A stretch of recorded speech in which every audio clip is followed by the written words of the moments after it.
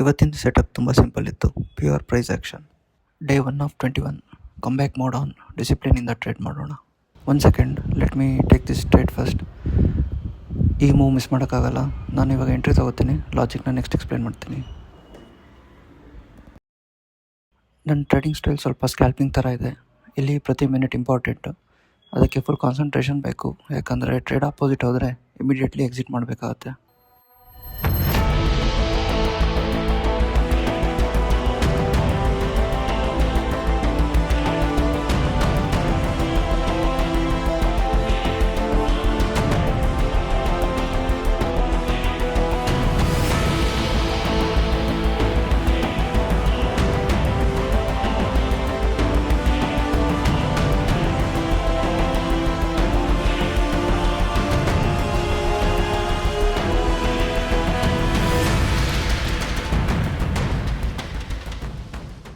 ನಾನು ಮಾರ್ನಿಂಗಿಂದ clear ಸೆಟಪ್ಗೆ weight ಮಾಡ್ತಿದ್ದೆ ಮತ್ತು ಪ್ರಾಪರ್ ಸ್ಟ್ರಕ್ಚರ್ ಸಿಕ್ಕ ತಕ್ಷಣ ಎಂಟ್ರಿ ತೊಗೊಂಡೆ.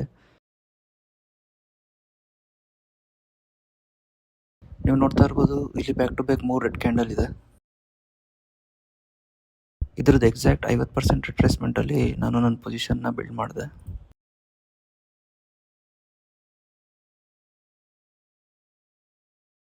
ಆಪ್ಷನ್ಸ್ ಚಾರ್ಟಲ್ಲಿ ನೋಡಬೇಕಂದ್ರೆ ಹತ್ತತ್ರ 283 ರೂಪೀಸಲ್ಲಿ.